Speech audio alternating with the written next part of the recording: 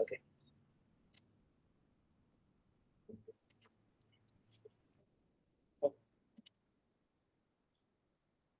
So what is bill of exchange?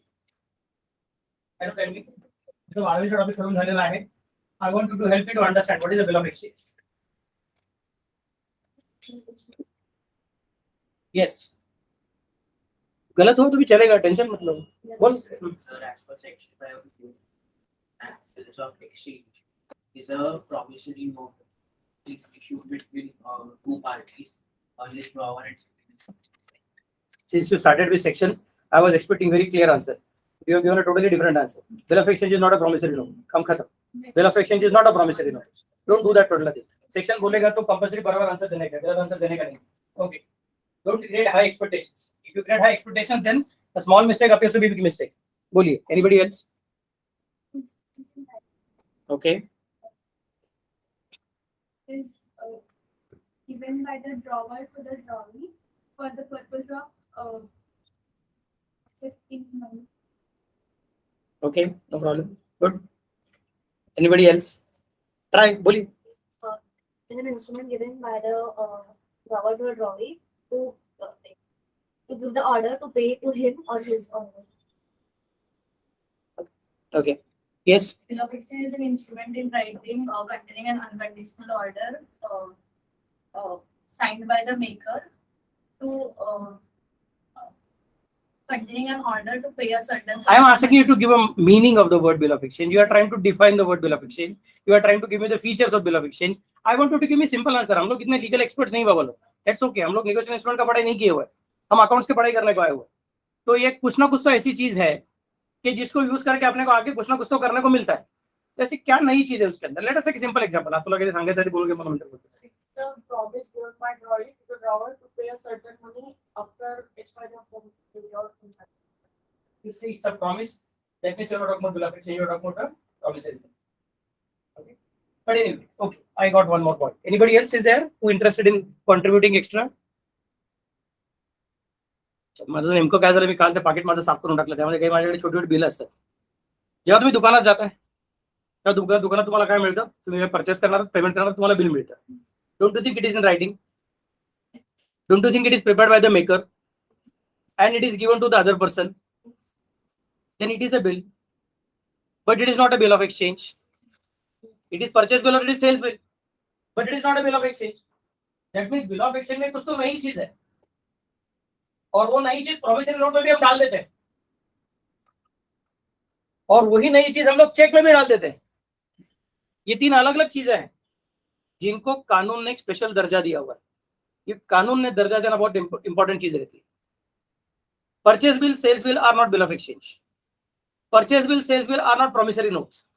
Even if you are purchasing on credit and on the bill it is mentioned that you will have to pay after 1 month. Credit period is 1 month. त्या purchase bill मध्ये लिहिलेलं आहे तुम्ही purchase करता म्हणून तुमच्याकडे ते purchase bill आहे, तुम्ही विकता म्हणून माझ्याकडे ते sales bill आहे. तुम्ही माझे जुने कस्टमर आहात म्हणून मी तुम्हाला छानपैकी त्याचं ते purchase bill प्रिंटिंग मध्ये दिलं आणि तुम्हाला क्रेडिट पिरियड पण दिला. सांगितलं आरामात द्या पैसा, काय काळजी नाहीये. तरी सुद्धा हे बिल ऑफ एक्सचेंज नाही. त्याच्यावर मी सांगितलंय 1 महिन्याने पैसे द्यायला विसरू नका, आणि नाही दिले तर मी तुम्हाला 10% इंटरेस्ट लावणार आहे. समजतं मी काय म्हणतो ते? आणि जर का 10 दिवसाच्या आत दिले तर तुम्हाला मी 5% डिस्काउंट द्यायला तयार आहे. असं पण सगळं काय काय सांगितलंय. तरी पण ते बिल ऑफ एक्सचेंज होत. Bill of exchange is something different. It has got some extraordinary features. Those features are not given to it by the parties to the transaction. Those features are given to it by law. समजतं मी काय म्हणतो? When I sell the goods to you and I give you a purchase bill or sales bill, from my side it is sales bill, from your side it is purchase bill. What I create is a debtor-creditor relationship. I repeat, what I create is a debtor-creditor relationship. But you cannot sell, I cannot sell this debtor-creditor relationship to others because it's a relationship. A relationship is in existence only between the people who are in that particular relationship. If any one of them gets out, then the relationship gets out. दोनों का होना जरूरी है, तब relationship continue होता है. दोनों में से कोई एक निकल जाए तो रिलेशनशिप अपने आप गायब हो जाता है. So debtor creditor relationship is talking about two parties. It's a relationship. It's like partnership. I hope you remember partnership. I have told you about partnership also. One very special point. Tell me, admission of a partner वाला क्या लगता है? Majority of the partners should accept the admission. Okay, all partners should accept the admission. You remember properly? If you remember, I have told you that there is something called a dissolution of partnership, dissolution of firm. Yes. And I have told you that every time when there is admission or retirement or death or even just change in profit sharing ratio, then also it amounts to dissolution of partnership. I hope you remember this part. Because partnership is a relationship.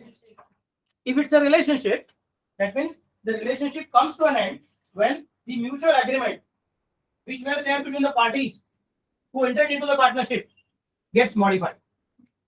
We may substitute the old partnership by the new partnership. That's a different story. But any one partner, if he is retiring, then old partnership itself is gone. We might have created a firm which is having certain property and firm is still interested in continuing. So in that case, other partners will say, ठीक है चल इसको जाने दे, इसके तरफ किसी और को लेंगे नहीं लेंगे जो भी कुछ करना है करके, but we will go for this thing. But most important thing, partnership is a relationship. That's why in partnership we have studied it in detail. We have kept it always as a part which is feature of partnership. That in partnership there is no transmission of partner. What is the meaning of transmission?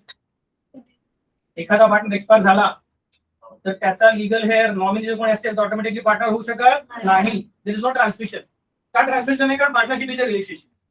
Relationship मध्ये जी लोक आहेत ती लोक जर काय गेली तर इन दॅट केस रिलेशनशिप पुढे कंटिन्यू होत नाही. मी कधी कधी थोडंसं क्रूड एक्झाम्पल देतो, काय मुलांना आवडत नाही एक्झाम्पल ते, पण just for the sake of understanding. If there is a particular person, काल मी एक न्यूज वाचली, कोणतो एडविन अल्ड्रिन नावाचा माणूस आहे, माहिती आहे का तुम्हाला? काय केलं त्याने? तो चंद्रावरती पाय ठेवलेला पहिला माणूस वगैरे काय काय होतो ना तो, हा दुसरा जे काय असेल ते. पण त्याने त्याच्या पुढे गोष्टी केल्या. आता तो 93 इयर्स आहे. त्याने आता परवा लग्न केलं. तुला मी काय म्हणतो ते, what is the age of that person? 93. And what did he do? He went for a marriage to one different girl. Let us say that girl is very young. I don't know exactly what is the age. मी ते फक्त news पटकन बघितलं, ते वाचत बसलो नाही. दुसऱ्याच्या मागे आपण कशाला जायचं म्हणून काय जास्त तर आपल्याला काय बोललो पण नाही. I did not go for reading that news, but most important, suppose 93-year-old Edwin Aldrin, if he would have married, let us say, some 60-year-old lady, just example. In the photo, that girl was not 60-year-old; she was quite young. But anyway, let us take an example. A 93-year-old fellow is marrying a 60-year-old lady who is already having a daughter, who is 30-year-old. समझ सब कैसे बोल रहा हूँ? हो सकता है ना 60 साल का हो तो 30 साल का बच्चा तो आराम से बस not a problem. And after marriage, on the next day, that 60-year-old lady expires. Just example. So what is your opinion? Can the husband who is 93-year-old tell the daughter of the 60-year-old mother who has just now died that Yoki, I have married your mother and now she has expired, so there is a transmission of relationship, now you automatically become your wife? Is it possible? Is it possible? Is it possible? Relationship कुठे असते? Relationship मध्ये दोन्ही लोक जर असतील तरच relationship असते. रिलेशनशिपचं transmission करता येत नाही. समजतं मी काय म्हटलं ते? शेअर सर्टिफिकेटचं ट्रान्समिशन होतं. If a shareholder expires, then the shares held by the shareholder are automatically transmitted to his legal heirs. They automatically become shareholders. Currently, it is not a relationship. Why there is a difference between a share certificate and partnership? Because in partnership it is defined as relationship, and share certificate is just a security, which is a physical form of the relationship. That physical form is transferred. समझ से क्या म्हणतो? Are you getting the point what I am trying to specify? तो मुझे क्या कर रहा है अभी? हमने जो हमारा डेटर क्रेडिटर रिलेशनशिप क्रिएट किया है उसको मुझे सिक्युरिटाइज करना है. शेअर सर्टिफिकेटला पण काय म्हणतात? सिक्युरिटीज म्हणतात. आता जसं तुम्हाला शेअर सर्टिफिकेट, डिबेंचर, सगळं काय म्हणतात? शेअर्स अँड सिक्युरिटीज मार्केट म्हणतात. Securities exchange commission of India. समझ में क्या म्हणतात? सो द लॉजिक इज अपने को उसको सिक्योरिटाइज करने का है. सिक्योरिटाइज करने के लिए जरूरी क्या रहता है? Relationship can be created by people. Remember, relationship can be created by people. Partnership is a relationship, can be created by people. Debtor creditor is a relationship, can be created by people. You don't require law for that. Relationship can be even social. Relationship can be economic. Relationship can be legal. So without legal relationship also relationship can be created. वो तुम्हारा contract act का सबसे starting point है कि social relationship को contract act पकड़ता नहीं है. मैं तुमको बोला मेरा बर्थडे है तो तुम लोग मेरे घर पे पार्टी करने को आ जाओ, तुम लोग बोला हाँ सर आते आते जरूर आएंगे, आपका बर्थडे कितना मजा आ रहा है करके। तो मैंने मेरी बीबी को बोला मेरे 60 बच्चे लोग आने वाले, पाव भाजी बना के रखो। बीबी ने बहुत सारा पाव भाजी बना के रखा, तुम लोग आए ही नहीं। समझा मैं क्या बोल रहा हूँ? तो 60 पाव भाजी मुझे अकेले को आना पड़ा। तो complicated thing. Now can I file a case against all of you? No. Right? Because it's a social relationship. So what we have specified, relationship can be created without having legal implications. There are many relationships which get created, which are not at all controlled by the Indian Contract Act. But most important point which I want you to understand is that starting point. Relationship अपने आप create हो सकता है, उसमें से कुछ कुछ relationship को हम लोग लीगल फॉर्म देते हैं, जिसको लीगल फॉर्म देते नहीं है वो लोग सोशल रिलेशनशिप में जा रहे हैं, और जिसको लीगल फॉर्म देते हैं उसको हम लोग कॉन्ट्रैक्ट एक्ट में कवर करते हैं। फिर ऐसे रिलेशनशिप को अगर सिक्योरिटाइज करने को जाओगे तो नेगोशिएबल इंस्ट्रूमेंट क्रिएट होता है। That is now there is one more additional layer, so I can say there is a big pool of lot of different relations. We are classifying them into social relations, legal relations. Social relation को छोड़ दिया, legal relation को पकड़ना चालू किया। Legal relation को पकड़ेंगे तो क्या मिल गया अपने को? Indian contract act. फिर इंडियन कॉन्ट्रैक्ट एक्ट के अंदर का जो रिलेशनशिप क्रिएट हो रहा है उसके अंदर हम लोग अलग अलग सिचुएशंस क्रिएट कर सकते हैं। Number 1 relationship for the purpose of buying and selling of goods. दूसरा relationship for the purpose of dealing in immovable properties. तो जो relationship for the purpose of buying and selling of goods है वो relationship को हम क्या consider करते हैं? Sale of goods act. मतलब उनको दो चीजें पकड़ेंगी, नीचे कौन? इंडियन कॉन्ट्रैक्ट एक्ट, ऊपर कौन? Sale of goods act. Pizza कैसे बनता है कि नहीं? पहले पिज्जा बेस, उसके ऊपर टॉपिंग। तो नीचे पिज्जा बेस कौन सा है? हमेशा इंडियन कॉन्ट्रैक्ट। उसके ऊपर कौन बैठेगा? Sale of goods. तो समझा कैसे बोलते हैं? तुम बोलोगे नहीं सर हमारा ट्रांजैक्शन है, हमारा रिलेशनशिप है, लेकिन हमारा relationship buying and selling of goods की वजह से नहीं है, मूवेबल प्रॉपर्टी की वजह से नहीं है। हमारा रिलेशनशिप कौन सा वाला है? टेम्पररी रिलेशनशिप है, but it is for the purpose of removable properties. हम बोल के ठीक है भैया, फिर आपको लगेगा ट्रांसफर ऑफ प्रॉपर्टीज है, आपका बेस वही रहेगा, लेकिन ऊपर पनीर का टॉपिंग नहीं चलेगा, अभी मशरूम का टॉपिंग लगेगा। तो बस मैं कैसे बोल रहा हूँ? फिर तुम बोलते हैं सर हमारा सेल ऑफ गुड्स का ही ट्रांजैक्शन है, नहीं तो हमारा ट्रांसफर ऑफ रिमूवेबल प्रॉपर्टी का ट्रांजैक्शन है। तो पिज्जा बेस वही है कॉन्ट्रैक्ट एक्ट का। सोशल रिलेशनशिप को साइड में रख दिया है, लीगल रिलेशनशिप को कवर किया हुआ है, इंडियन कॉन्ट्रैक्ट एक्ट पकड़ लिया है, उसके ऊपर आइदर ये नहीं तो वो, बोला दोनों चलेगा हमको। लेकिन वो जो ट्रांजैक्शन क्रिएट किया है उस ट्रांजैक्शन के लिए हम लोग एक सिक्योरिटी क्रिएट करना चाहते हैं। That means now we are adding one more layer of topic, उसका नाम है नेगोशिएबल इंस्ट्रूमेंट एक्ट। समझ में कैसे बोल रहा हूँ? सो नाउ जिस तरह से हम बोलते हैं relationship can be of two categories, social and legal, उस तरह से मैं बोल सकता हूँ legal relationships are of two categories, those which are securitized and those which are not securitized. जिसको सिक्योरिटाइज किया है फिर उसको कौन से सिक्योरिटी कानून को यूज करके सिक्योरिटाइज किया देखना पड़ता है। तो हमने सिक्योरिटाइज किया by using which act? By using negotiable instrument act. What is the speciality of negotiable instrument act?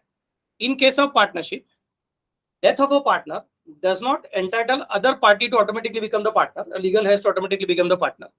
You cannot sell your partnership rights. मुझे बाहर निकलने का, ये मुझे बाहर निकलने को देते नहीं, रिटायरमेंट होने को देते, मैं बोलूंगा ठीक है मेरा पार्टनरशिप का जो हक है किसी और को बेचता हूं, तुम्हारा पार्टनर हो गया, एडमिशन हो गया, दैट्स नॉट अलाउड। बाकी सबने हाँ बोलना चाहिए एग्जिस्टिंग पार्टनर से, तो ही उसका एडमिशन करना चल सकता है। वही डेटर क्रेडिटर रिलेशनशिप में होगा, मैंने तुमको गुड्स बेचा है, तुम्हारे पास से मुझे पैसा आने का बाकी है, तो in that case it is necessary that both of us will have to continue in this transaction.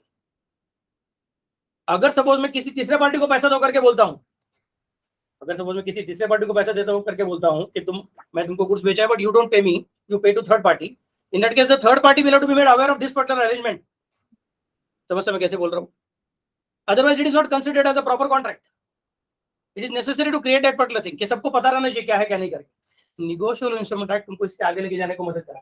तो तुमने जो रिलेशनशिप क्रिएट किया हुआ है उस रिलेशनशिप के अंदर जो डेट क्रिएट हुआ है, किसी ने किसी को कुछ ना कुछ तो पैसा कभी ना कभी देने का बाकी है, कोणीतरी कोणाला तरी किती ना किती अमाऊंट कधी ना कधी द्यायची बाकी आहे, त्याचे काय तुमचं रिलेशनशिप आहे ते तसंच ठेवा। आम्ही तुम्हाला रिलेशनशिप कसं क्रिएट करायचं ते सांगत नाही आहोत, पण तुम्ही क्रिएट केलेल्या रिलेशनशिपचा कागद कसं बनवायचं ते सांगतो। तो कागद आम्ही सांगू तशा प्रकारे बनवला असेल तर त्या कागदाला प्रोटेक्शन द्यायचं काम आमचं। काय प्रोटेक्शन देणार? तो कागद तुम्ही दुसऱ्याला ट्रान्सफर करू शकता।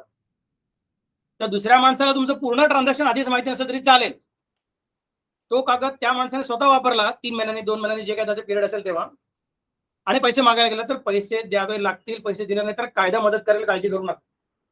ज्याने पैसे द्यायचे बाकी आहे तो माणूस म्हणाला की मी तुम्हाला ओळखत नाही, मी ज्याला पैसे द्यायचे बाकी होते तो माणूस समोर असला पाहिजे तरच मी तुम्हाला पैसे देणार. अशी काही गरज पडणार नाहीये. The law is protecting you that even if you are not a party to the original transaction, even if the party to the original transaction is not standing along with you now, still you can get the honor of the bill. You can get the honor of the instrument. नाही मला नाही घेतोय, मला ते instrument honour करून घ्यायचं नाही. ठीक आहे, तू पुढच्याला ट्रान्सफर, तू त्याच्या पुढच्या माणसाला ट्रान्सफर, तू त्याच्या पुढच्या माणसाला ट्रान्सफर कर. तू unlimited number of times you can use it for the purpose of completing your other transactions. And that other party who is completely oblivious कि ये ट्रांजेक्शन क्या हुआ था, कब हुआ था, किसके साथ हुआ था, किसने किसको क्या बेचा था, गुड्स बेचा था, कि सर्विस दिया था, कि इमोरल प्रॉपर्टी बेचा था, कुछ पता नहीं है. इतना मालूम है कि मिस्टर एक्स ने मिस्टर वाई को 3 महीने के बाद 1 लाख रुपए देने का बाकी. वो चीज मैं मिस्टर वाई के पास लेके जा सकता हूँ, सर मिस्टर एक्स के पास लेके जा सकता हूँ. 3 महीना खत्म हो गया तो मिस्टर एक्स को पैसा देना पड़ेगा, जिसके हाथ में कागज रहेगा उसको पैसा देना पड़ेगा. और अगर वो नहीं देगा तो मिस्टर एक्स अगर ऐसा बोला तो तू है कौन, मैं तो मिस्टर वाई को पैसे देने वाला था. तो मुझे नहीं, उसमें लिखा हुआ है पे मी और my order.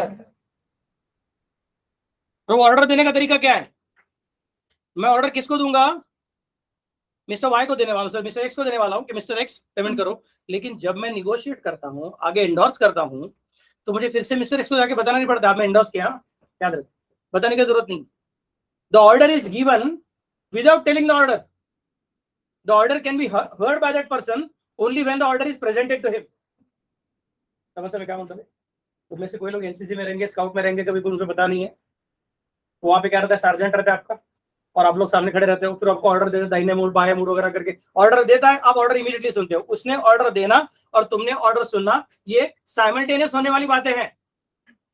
But negotiable instrument act में पेमी और मैं ऑर्डर करके बोला हुआ है. तो मैंने जब ऑर्डर दिया, ऑर्डर कैसे दिया मैंने, बाय एंडोर्स से. ऑर्डर कैसे दिया मैंने, by sending the bill to the bank for collection. Order कैसे दिया मैंने, by discounting the bill. But ये ऑर्डर मैंने किसको दिया, अगर बैंक के पास सेंडिंग फॉर कलेक्शन लिया रहेगा तो बैंक को बता के रखा है कि आप जाके लेते हैं. ऑर्डर किसको दिया है, एक्स को. लेकिन एक्स को अभी तक सुनाई नहीं दिया. एक्स को कब सुनाई देगा, ऑनर के टाइम सुनाई देगा, ड्यू डेट के टाइम सुनाई देगा. सबको समझ में आ रहा है मैं क्या बोल रहा हूँ. और एक्स बोलेगा अरे ये मुझे पता ही नहीं कब ऑर्डर बोला करके, इसने कुछ फर्क पड़ता नहीं, मैंने लिख के दिया हुआ, अभी ऑर्डर आ चुका है, बस काम खत्म. You did not ask. Simultaneous होना चाहिए, ऐसा कुछ नहीं है. जब मैं बैंक का डिस्काउंट कर रहा हूँ तो मुझे एक्स को फोन करके बताना नहीं पड़ता है, राजा मैं बैंक को डिस्काउंट किया हुआ है, याद रखना बैंक आएगी. बैंक डायरेक्टली जा सकते, देयर इज नो डिफिकल्टी. अगर मैं वो बिल सपोज मिस्टर एल को किसी को एंडोर्स किया, फिर मिस्टर एल मैंने पीक्यूआर को एंडोर्स किया, फिर पीक्यूआर ने कुछ एक्सवाईजेड का एंडोर्स किया, किसी और को एंडोर्स किया रहेगा. तो बार-बार जब एंडोर्समेंट हो रहा है तो मिस्टर एक्स को बार-बार बताने की जरूरत नहीं कि राजा अभी आगे एंडोर्स हो गया, अभी आगे एंडोर्स हो गया, कुछ जरूरत नहीं. It can go ahead like that. And when on the due date it will be presented, at that time he can not say that इतने सारे ऑर्डर्स मैंने तो कभी सुने ही नहीं थे, शायद तुम झूठ बोल रहे हो, मैंने ऑनर करूंगा. ऐसा वो बोल नहीं सकता है. अगर ऐसा बोलने को गया तो सबसे पहले क्या करने का, नोटरी पब्लिक के पास जाने का, नोटिंग करके लेने का. एक तो सिर्फ नोटिंग करके ले सकते हो, नहीं तो नोटिंग एंड प्रोटेस्टिंग करके ले सकते हो.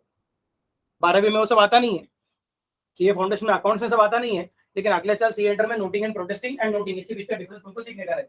लॉ में है, निगोशिएबल इंस्ट्रूमेंट आपके सिलेबस में. ये मैं कैसे बोल रहा हूँ. फिर उसके बाद में कोर्ट में जा सकते हो और फिर कानून उसका गला पकड़ेगा और तुमको बराबर से पैसा वसूल करने के लिए मदद करेगा.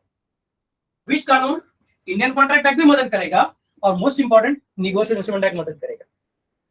This is the beauty of this transaction. So what is the negotiable instrument, what is the bill of exchange or promissory note? It is a negotiable instrument. starting point, instrument in writing वगैरह सब बाद में. वो तुम एक एक चीज का डिफिनेशन करने का कोशिश कर रहे हो.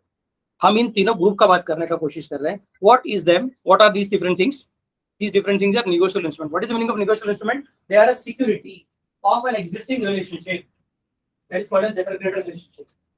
You have converted it into not just a relationship, but you have converted that relationship into a security which can be transferred. And it gets transferred immediately. In fact, in case of share certificate, which is also a security, when you sell your shares, you are going to immediately tell the company कि भैया मैंने shares इसको बेचे हुए हैं, अभी जो dividend देने का है तो इसको देना, मैं मुझे मत देना. समझ में कैसे बोल रहा हूँ.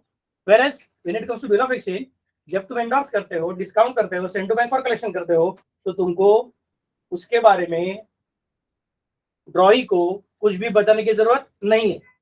डायरेक्टली प्रेजेंटमेंट के टाइम, ड्यू डेट के टाइम उसको पता चलेगा तभी चलता है. Now tell me, bill of exchange or negotiable instrument as a system was already there in India, or it was brought to us by Britishers?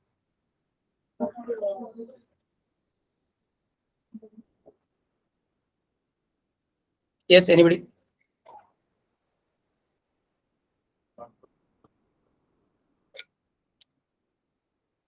Yes, anybody? अभी इतना बार पूछना इसका मतलब शायद नहीं भी रह सकता है ना, पता नहीं अपने को क्या आंसर है करें. It was not brought to us by Britishers, it was already there. But at that time it was not called as negotiable instrument in the strict sense in which we are studying today. It was called as hundi, Hundi. The hundi as a system was nothing but a negotiable instrument. An instrument in writing about somebody owing some amount of money to somebody and going to be paying it at a particular point of time. But the beauty of hundi, which is a very beautiful instrument, was that it was not formalized like negotiable instrument. Negotiable instrument तुम्हाला जर का बनवायचा आहे तर तुम्हाला कायद्याचा आधार घ्यायला लागतो. You cannot create negotiable instrument on your own directly. तुमने अगर negotiable instrument बनाने का जो फॉर्मेट है बिल ऑफ एक्सचेंज का, ऊपर ड्रॉवर का एड्रेस चाहिए, उसका नाम चाहिए, फिर उसका एक स्पेसिफिक सेंटेंस है, वो सेंटेंस वैसा ही चाहिए. After 3 months, pay me or my order, a sum of rupees so and so, for the value received वो शब्द रहना ही चाहिए. फिर बाद में ड्रॉई का नाम, ड्रॉई का एड्रेस, फिर बाद में एक्सेप्टेड, स्टैम्प, ये जो एक पर्टिकुलर फॉर्मेट है वो फॉर्मलाइज फॉर्मेट है. फिर तुम्हारा अमाउंट 1 लाख का रहने दो, तुम्हारा अमाउंट 10 लाख का रहने दो, तुम्हारा अमाउंट कुछ भी रहने दो, हमको कुछ फर्क पड़ता नहीं है. फॉर्मेट ऐसे फॉलो करना है. So it is created by law. Whereas hundis were not created by law. Hundis were created by communities. तो हुंडी के अंदर बेसिकली क्या होता था, वो ऑनर होगा कि नहीं होगा. अगर ऑन द ड्यू डेट उस आदमी ने ऑनर नहीं किया तो क्या होगा. नेगोशिएबल इंस्ट्रूमेंट में ऑनर नहीं किया तो तुम कानून के पास जा सकते हैं, और कानून क्या करेगा, तुमको पैसा वसूल करने की मदद करेगा, क्योंकि ये इंस्ट्रूमेंट कानून ने बना के दिया हुआ है. बट हुंडी अगर कानून के हिसाब से बनाया हुआ नहीं है बल्कि कम्युनिटीज ने बनाया हुआ है, तो अगर सपोज जिस आदमी के ऊपर हुंडी ड्रॉ किया हुआ है उसने वो हुंडी ऑनर नहीं किया, तो इन दैट केस हमारे पास कौन सा चारा है, हमारे पास कौन सा रेमेडी है, कौन सा उपाय है. तो ज्यादा कुछ उपाय है नहीं. That's why hundis were more dangerous. समझ में क्या बोल रहे थे. Yes, there were some internal social structures which were used for the purpose of ensuring that nobody will dishonor the hundis, or there will be consequences for dishonoring the hundis. But those consequences were like you will be outcast. समझ में कैसे बोल रहा हूँ. You will be outcast. Socially outcast कर देंगे, आपको ऑस्ट्रेलाइज कर देंगे, आपके साथ ट्रांजैक्शन नहीं करेंगे, क्रेडिट काम करने का वाइट टाकना, समझ में जाके बाहर काटना. So that's a very important thing. That's why hundis were created only from within among the castes. They were not created for any number of person dealing with any other person. So generally hundis were created by whom? By Marwadi sects. अगर आप कभी भी देखोगे कि India financial history देखने को जाओगे, आपको समझेगा कि इंडिया में सबसे ज्यादा पैसे के साथ लेन देन करने वाले लोग कौन है. मारवाड़ी जैन कम्युनिटी के लोग सबसे ज्यादा है. इनफैक्ट अपना चार्टर्ड अकाउंटेंसी प्रोफेशन में भी सबसे ज्यादा लोग कौन है, मारवाड़ी जैन कम्युनिटी के लोग सबसे ज्यादा है. Because they were the original bankers of India. They were knowing how to account. They were having their own separate accounting system also, which was not double entry accounting system. It was called as Parda system. समझ में कैसे बोल रहा हूँ. Because they were the people who were dealing with money. They were not balotedars. Balotedari system is totally different. What is the specialty of balotedari system? Anybody knows what is the meaning of balotedari? अरे तुमको economics होता है, गाँव के लोग नहीं मालूम क्या नहीं मालूम. Indian economic system was balotedari system, जिसका central pillar of villages were self sufficient. Central pillar of village was farmer, agriculture, and बाकी के लोग लोहार, चमार, सुतार, सोनार, नाई, टेलर, दर्जी, ये सब लोग उसको सर्विसेज देते थे, और उसके बदले उनको कैश नहीं मिलती थी, बल्कि उसके बदले उसको क्या मिलता था, अनाज के अंदर का कुछ ना कुछ हिस्सा मिलता था. ये अनाज के अंदर का जो हिस्सा है उसको बोलते बलूत. तो 12 अलग अलग कम्युनिटीज, 12 अलग अलग services, that is called as balutedari system. And there were 18 alutedar, which is probably not known to you. That is not in your syllabus. I know that totally thing. But the old Indian economic system was 12 balutedar and 18 alutedar. अभी वो सब चीज सिखाने का topic को बिलाफेक्शन करने का. So the point is very simple. Much of India was working on barter. They were not dealing in money. The people who were dealing in money were traders. And trading community was interested in accounting. Trading community was interested in money. Because they were dealing not in one village, उनको relationship से ज्यादा प्यार नहीं था, उनको unknown लोगों के साथ डील करना पड़ता था, इसलिए उनको पैसे की जरूरत पड़ती थी। तो पैसे वाले कौन रहते थे? जैन और मारवाड़ी लोग ज्यादा रहते थे, वही साहूकार लोग भी रहते थे, वही लोगों को लोन भी देते थे गोल्ड के खिलाफ, अगर पता रहेगा तो। उनको अकाउंटिंग की जरूरत पड़ता था कि कितना किया है अकाउंटिंग, कितना क्या नहीं किया करके, किसको कितना पैसा देने का, किसको कितना ब्याज लेने का, नहीं लेने का, दैट वाज इंपॉर्टेंट फॉर। तो वो लोग अपना सिस्टम मैनेज करते थे। तो in that case they were ensuring जब अपने कम्युनिटी के आदमी ने अगर बिल ऑनर नहीं किया तो इन दैट केस उसको अपने कम्युनिटी का बाकी का बेनिफिट्स मिलना बंद हो जाएगा। समझ में कैसे बोल रहा हूँ?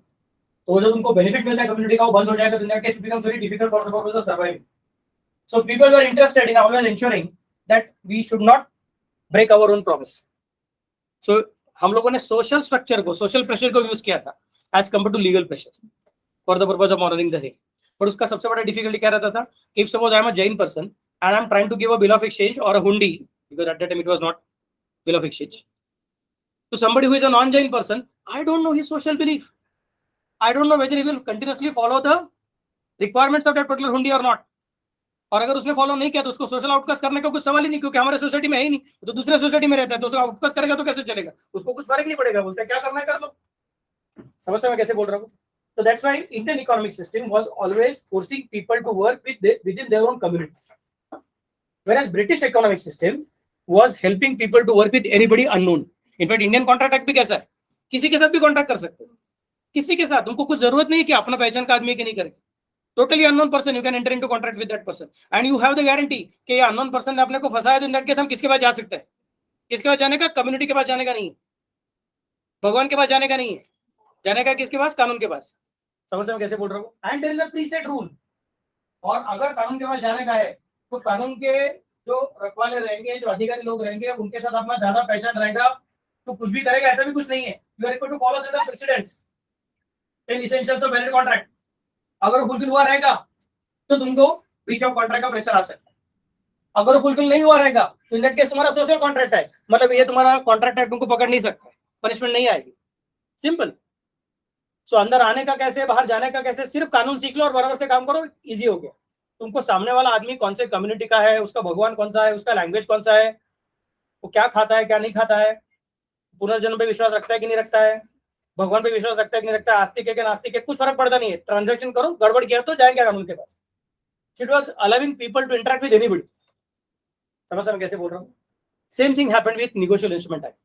When Britishers brought negotiable instrument act to India, or they enacted the negotiable instrument act in India, they ensured that people will be in a position to get free of this community requirements for the purpose of entering into transaction with others and for the purpose of creating security. Anybody can create a security and you need not worry about this particular thing कि यार इसको outcast करने के अलावा अपने हाथ में कोई चारा नहीं है, ऐसा कुछ है नहीं। अपने हाथ में बड़ा वाला एक रेमेडी है। कौन सा रेमेडी है? You can go to the court of law and court of law machinery will help you for the purpose of recovering your money although that person doesn't belong to your community।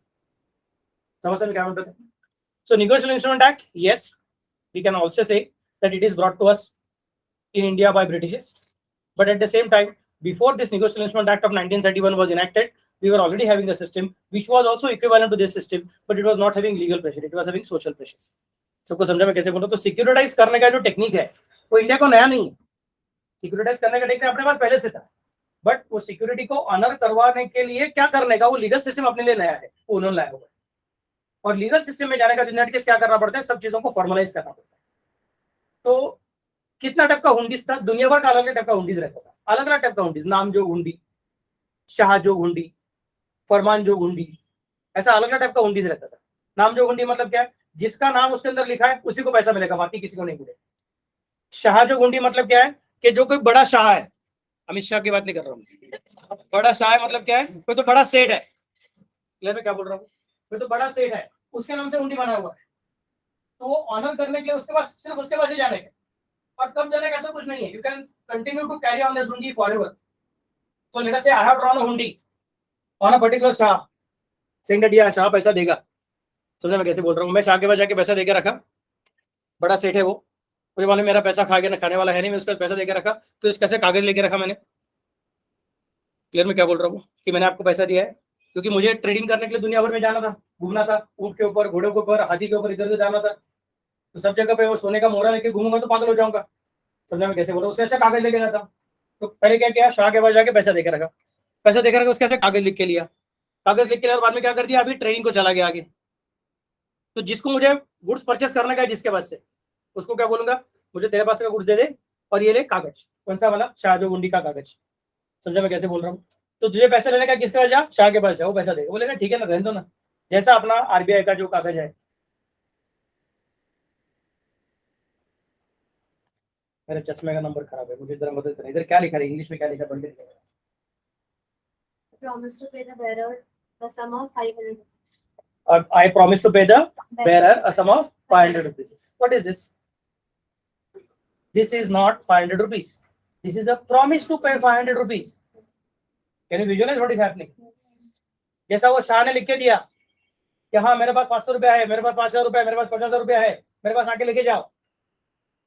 हम जा रहे हैं RBI के पास, हमारे पास 500 रुपया है, मैंने भी दुकानदार को 500 रुपया दिया, उसको क्या बोलूंगा, मेरा पैसा है आरबीआई के पास पड़ा हुआ है, उसने लिख के दिया है मुझे कि मैं धारक को 500 रुपया अदा करने का वचन देता हूँ। समझा मैं क्या बोल रहा हूँ? तो अभी मेरे पास टाइम नहीं उधर जाने का, तेरे को देता हूँ, तू जाके उधर लेके ले, बोलते सर रहने दो, मैं उसको आगे ट्रांसफर करता हूँ। समझा मैं कैसे बोल रहा हूँ? तो सब लोग आगे आगे आगे ट्रांसफर करते हैं, कोई आरबीआई के पास जाके पैसा मांगते नहीं है। वैसा शाहजो गुंडी में भी शाह के पास जाके कोई पैसा मांगते नहीं है। क्या समझ सकते मैं कैसे बोल रहा हूँ? इसमें डेट है क्या, चेक के जैसा डेट है क्या कुछ? पेमी और ऑर्डर आफ्टर सम क्या आफ्टर 3 मंथ्स वाला कुछ लिखा कि नहीं लिखा? मतलब ये कौन सा वाला हो गया, अनडेटेड इंस्ट्रूमेंट हो गया। दिस इज अ फाइनाइट नहीं, this is infinite instrument having infinite life. जब तक ये फट के खराब नहीं होगा तब तक ये चलता रहेगा। समझा मैं कैसे बोल रहा हूँ? वैसे टाइप काउंटीज बनाना भी पॉसिबल था। समझा मैं कैसे बोल रहा हूँ? नेगोशिएशन टैग ने बोल दिया नहीं बाबा ये बहुत डेंजरस चीज है, we don't want this particular thing. बाद में सपोज शाह के जो कोई बच्चे रहेंगे, शाह तो एक्सपायर हो गया, जिसने हुंडी ड्रॉप किया था वो आदमी भी चला गया, हुंडी चल रहा है, हुंडी बनाने वाले गायब और हुंडी जिसपे बना था वो गायब। हुंडी चल रहा है। अरे होता है ना, आरबीआई का गवर्नर कितनी बार चेंज होता है, अपने को क्या फर्क पड़ता है आरबीआई का गवर्नर चेंज होता है? पुराना वाला सिग्नेचर तो भी अपने को चलता है। वी आर नॉट वरिंग, अरे पुराना आरबीआई का गवर्नर वो तो निकल गया, चलो चलो वापस जाते, पैसा नया वाला लेके आते। We are not going for that, it's okay for us. तो शाहजहां गुंडी में वैसा ही तो था, लेकिन हमको पता है कि आरबीआई उस पैसे को खाने वाला नहीं। आरबीआई का गवर्नर जो ऐसा नहीं बोलेगा चलो अपनी बीवी को थोड़ा साड़ी थोड़ा छोटी थोड़ा गाड़ी कुछ लेके देता होगा, ऐसा कुछ नहीं करेगा। He will not enjoy that money, that is known to us. वैसा शाह उसको पैसा खर्चा नहीं करेगा, अपने को पता था, लेकिन क्या पता शाह के बच्चे ने खर्चा कर दिया तो। समझो मैं कैसे बोल रहा हूँ? That's a complication which can take place. समझो मैं कैसे बोल रहा हूँ? उसको कंट्रोल कैसे करते थे? सोशल सिस्टम में कंट्रोल करते थे। पैसा बनाने का काम भी किसका था? हम सब लोगों का ही था। इस तरह से मारवाड़ी कम्युनिटी, फिर जैन कम्युनिटी, फिर कुछ trading community used to create that particular thing. South में जाओगे तो उधर वो क्या नाम है उनका, I think Cholas and Pandyas, those were the different kings. और उसके अंदर का अभी भी तुमने देखा रहेगा तो एक फाइनेंस कंपनी, उसका नाम क्या है? चोलामंडलम फाइनेंस, अगर पता रहेगा तो। समझो मैं कैसे बोल रहा हूँ? So there were special people who are basically special communities who are specifically working in the creation of money. When Britishers came in India, they specified that there are two different parts of money. One is the money which is created by government, and one is the money which is created by traders. Traders ने पैसा कैसे create करने का, इसको हम लोग control करेंगे by introducing them a new act that is called as negotiable instrument act. उनको बोलेंगे तुमको मैक्सिमम 3 तरीके का पैसा क्रिएट करना अलाउड है। एक पैसा कौन सा? बिल ऑफ एक्सचेंज का। दूसरा पैसा कौन सा? प्रॉमिसरी नोट का। और तीसरा पैसा कौन सा? चेक और bill of exchange, promissory note और चेक, ये 3 तरीके के तुमको हम लोग इंस्ट्रूमेंट बनाने को देंगे। बाकी कौन सा टाइप का इंस्ट्रूमेंट बनाने को देने वाले नहीं। चार्ज जो बनाया, नाम जो बनाया, फरमान जो बनाया, अनडेटेड बनाया, डायरेक्टली बनाया, पैसा डिपॉजिट करके बाद में उसके बदले में बनाया, गुड्स बेच के उसके बदले में बनाया, ऐसा तो नहीं चलेगा। फिर हमने उसमें क्लासिफिकेशन कर दिया। गवर्नमेंट जो पैसा बनाए उसको बोलेंगे मनी, और उसको अनडेटेड रखेंगे, अनडेटेड। समझ मैं कैसे बोल रहा हूँ? उसको ऑनर करवाने का कोई स्पेसिफिक डेट नहीं रहेगा, वो चलता रहेगा ऐसे ही। और जो तुमने बनाया हुआ है, जो तुमने बनाया हुआ है उसको हम लोग बोलेंगे डेटेड रहना चाहिए, अभी अनडेटेड नहीं चलेगा। सो बिल ऑफ एक्सचेंज में ऊपर डेट डालना जरूरी है, and after how many months, after how many days, after how many weeks, उसका पीरियड लिखना जरूरी है। सेम इज कैसे प्रॉमिसरी नोट। समझ रहे मैं कैसे बोल रहा हूँ? और चेक में डेट डालना जरूरी है, और डेट डाला है उसके स्पेसिफिक पीरियड के अंदर उसको ऑनर करवा के लेना पड़ेगा, नहीं तो फिर अपने आप स्टेल चेक हो जाएगा, उसको ऑनर करने की जिम्मेदारी गायब हो जाएगा। बिल ऑफ एक्सचेंज तुम 3 साल का भी बना सकते हो, और चेक तुम 3 साल का नहीं बना सकते हो। अगर आज बनाया हुआ रहेगा, आज का तरीका रहेगा, तो 3 महीने के अंदर उसको ऑनर करवा के लेना पड़ेगा। 3 महीने के बाद अपने आप वो बासी बन जाएगा, स्टेल बन जाएगा, शिळा बनून जातो, खराब होतो, कॅन्सल होतो. समजते मी काय म्हणतो ते? सर मला 3 वर्षानंतर चेक बनवायचा आहे. मग बनवा आज, प्रश्न तो नाहीये, पण मग आजची तारीख नका टाकू, 3 वर्षानंतरची तारीख टाका. समजते मी काय म्हणतो ते? मग 3 वर्षानंतरच्या तारखेचा चेक तुम्ही जर का आज म्हणून देताय तर तो घ्यायला तयार कधी बघा. समजते मी काय म्हणतो? पण तो घेणार नाही तो चेक. तुम्हाला 3 वर्षानंतर पैसे देणार, मला तुमच्यावर विश्वास नाही. तुम्ही 3 वर्ष पुढे पळून गेलात तर पुढे तुमच्या मागे जाऊ. पोस्ट डेटेड चेक कौन लेगा? Only if that person knows कि तुम्हारा ठाव ठिकाना क्या है, तुम किधर रहते हो, तुम्हारा गर्दन पकड़ सकते कि नहीं पकड़ सकते, वरना पोस्ट डेटेड चेक कोई नहीं लेता है. समझ में क्या बोल रहा हूँ? What idea, what I am trying to specify. So हमने 3 अलग अलग तरीके के इंस्ट्रूमेंट बना दिए. एक का नाम रखा बिल ऑफ एक्सचेंज, दूसरे का नाम रखा प्रॉमिसरी नोट, तीसरे का नाम रखा चेक. तीनों का स्पेशलिटी क्या है? You can endorse it, you can discount it, you can send them to bank for the purpose of collection. When you are giving that order, the order, although it is given to the person who is supposed to pay, but the person to whom it is given, he may not hear that order, he may not get intimated about the order, he may not get any notification about the order.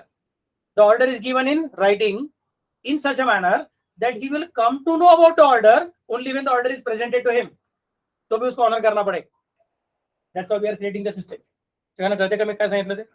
Then we created one more thing. We specified that bill of exchange और promissory note जो है उसमें एक शब्द बहुत important है and में, for the value received. Can you tell me what is the importance of that for the value received? Yes. ते consideration साठीच केलं जातं ना बिल. असं नुसतं मनी रिलेटेड ट्रान्झॅक्शन मध्ये तरच ते केलं जातं. नॉन मनी रिलेटेड ट्रान्झॅक्शनला पेट्रोल नाही. Sorry. Anybody else? What is the importance of for the value received? देखो भाई, अगर हम 12वीं के बच्चे रहते हैं, आपके पर एंट्री सीकर के होंगे. जैसे बोलूंगा बिल ऑफ एक्सचेंज है, ये एंट्री रहता है, ड्रॉवर, ड्रॉई, पेयर, पे, ये सब चीजों में खेलना चालू करता था.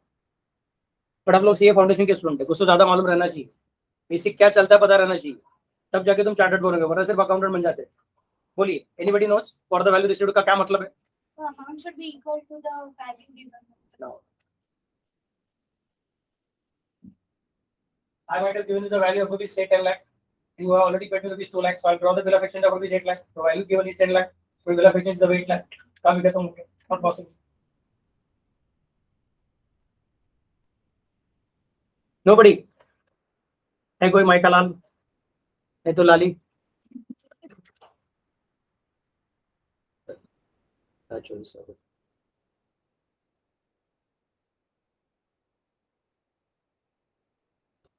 बिल ऑफ एक्सचेंज नहीं तो प्रॉमिसरी नोट, ये अगर तुमको ड्रॉ करने का है तो सबसे पहले तुम्हारे पास आपस में डेटर क्रेडिटर रिलेशनशिप रहना चाहिए. डेटर क्रेडिटर रिलेशनशिप के बिना, डेटर क्रेडिटर रिलेशनशिप के बिना अगर आप बिल ऑफ एक्सचेंज ड्रॉ करोगे और फिर आगे इंडोर्स इंडोर्स इंडोर्स इंडोर्स होते जा रहा है और बाद में अल्टीमेटली किसी आदमी ने बोला चलो अभी मुझे ऑनर करवा के दे दो, ऑनर करवाने को आया तो आदमी बोल सकता है अरे यार मैं क्या को पेमेंट करूं? नहीं सर मेरे पास ये ऑर्डर आ गया है, मेरे पास कानून का पूरा सहारा है. बोले जाओ कानून के पास. कानून बोलेगा नहीं हमने ऑलरेडी बोल कर रखा था बिल ऑफ एक्सचेंज तब ड्रॉ करने का जब इसने उसको सचमुच में पैसा देने का बाकी था. द स्टार्टिंग पॉइंट, पहिला मजला जो आहे तुमचा ग्राउंड फ्लोर आहे तो सॉलिड असला पाहिजे. समस्या मी काय म्हणते, ग्राउंड फ्लोर काय की कोणीतरी कोणातरी खरोखरच पैसे बाकी होते, कारण कोणीतरी कोणासाठी काहीतरी व्यवस्थित काम केलं होतं, आयदर गुड्स दिले होते किंवा सर्व्हिसेस दिल्या होत्या किंवा इमोबल प्रॉपर्टी दिली होती. मी तुम्हाला काय म्हटलं, हे सगळं टॉपिंग आहे वरचं, टॉपिंग खालती बेस लागतोच. किंवा असं काय करताय, तुम्हाला पिझ्झा पाहिजे ना, मग पहिल्यांदा पिझ्झा बेस लागणारच आहे. म्हणजे पहिल्यांदा काय लागणार तुम्हाला, इंडियन कॉन्ट्रॅक्ट ऍक्ट खालती लागेल. इंडियन कॉन्ट्रॅक्ट ऍक्टच्या वरती सेल ऑफ गुड्स ऍक्ट आणि ट्रान्सफर ऑफ प्रॉपर्टीज ऍक्ट आहे, त्या दोघांच्या वरती निगोशिएबल इन्स्ट्रुमेंट ऍक्ट आहे. समजतं मी काय म्हणतो ते? तर खालची गोष्ट जर का गडबड असेल, खालती जर का तुमची लिगल रिलेशनशिपच नसेल आपापसात एकमेकांमध्ये, तर वरच्या मधले चढूच शकत नाही. समजतं मी काय म्हणतो ते? Please try to understand. When I gave you the example of pizza, when I told you the idea of pizza base, the logic was like this. You should remember that ये ऊपर का चीज है, केक बनाने का है, तो directly हम लोग केक का क्रीम लगा सकते हैं क्या? नहीं. फिर हवा में कैसे क्रीम चटकेगा? पहले तुमको केक का बेस बनाना पड़ता है. समझ मैं कैसे बोल रहा हूँ? Got the idea what I'm trying to specify? Any difficulty? कहते कैसे करना कि ये कानून का सिस्टम इस तरह से चलता है. तो सबसे पहले क्या चाहिए आपका, आपस में ऑलरेडी एग्जिस्टिंग रिलेशनशिप चाहिए. तो शायद पता नहीं मुझे, क्योंकि 12वीं के सिलेबस से टॉपिक निकल गया है, लेकिन शायद कौशल सर ने या फिर आपके जो अकाउंट्स के प्रोफेसर के उन्होंने आपको बोला रहेगा there is one more topic called as accommodation of bills of exchange, जो ऐसा देखा जाए कि तो इलीगल तो है नहीं, लेकिन फिर भी वो करने का रहता नहीं है। क्यों? वो वॉइड बन जाता है, क्योंकि उसमें Consideration. ओरिजिनल ट्रांजैक्शन है ही नहीं। ओरिजिनल ट्रांजैक्शन नहीं है, इसका मतलब किसी ने किसी को पैसा देने का जरूरत नहीं है। तो बाद में तुम कानून के पास जाओगे, कानून बोलेगा अरे ये तुम्हारी टॉपिंग है, नीचे का बेस ही नहीं है, पकड़ूंगा कैसे? मैं नहीं पकड़ सकता हूँ। समझा मैं कैसे बोल रहा हूँ? तो इसको पकड़ नहीं सकता मतलब क्या बन गया? वॉइड। हमारी नजरों में दिखता ही नहीं है। वॉइड मतलब we cannot accept existence of the same. समझा मैं कैसे बोल रहा हूँ? It's not illegal, but at the same time it is something which is not having its own existence.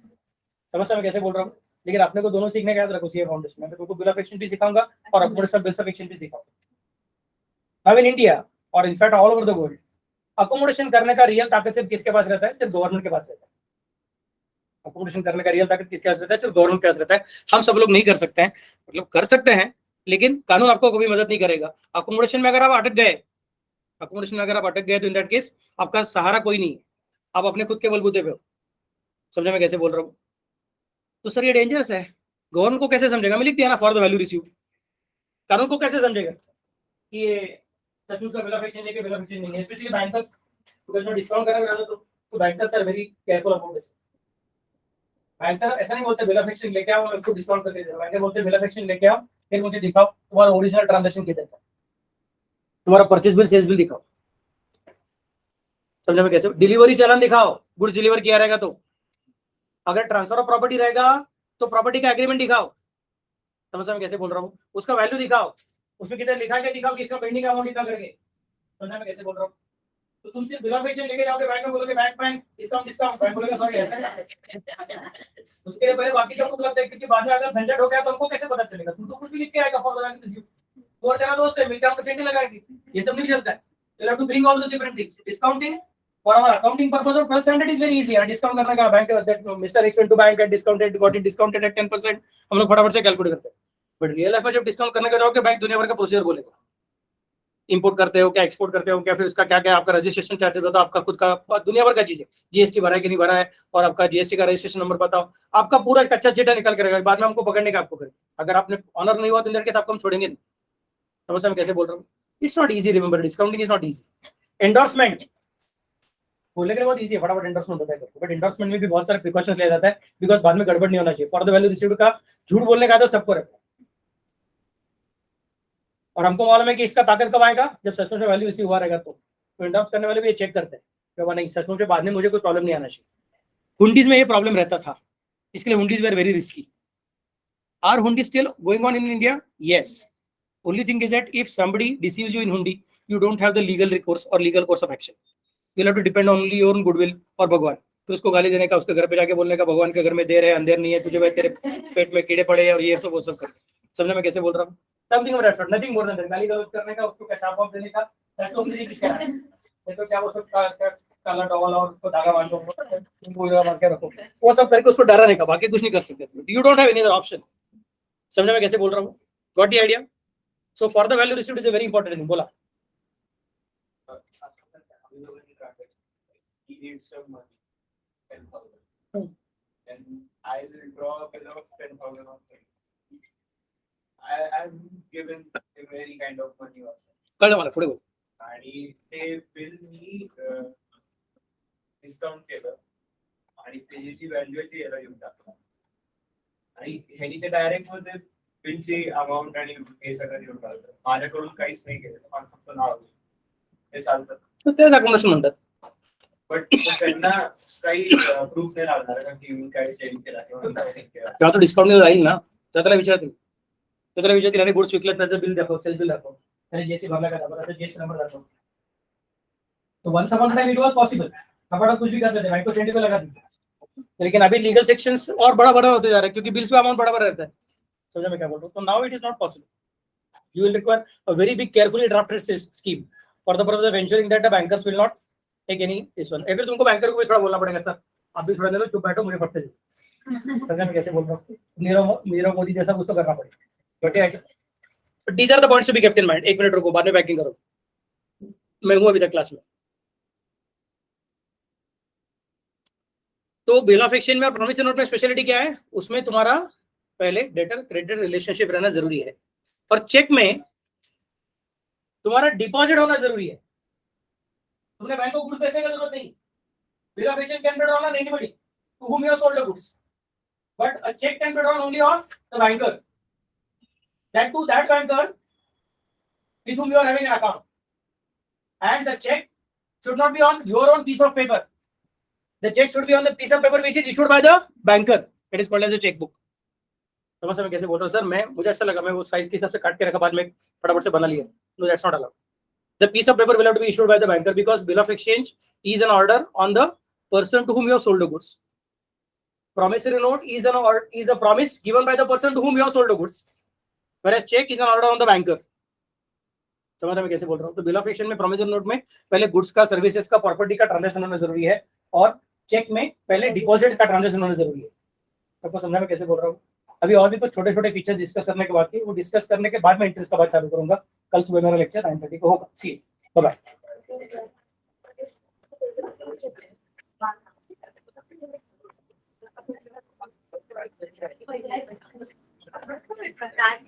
That's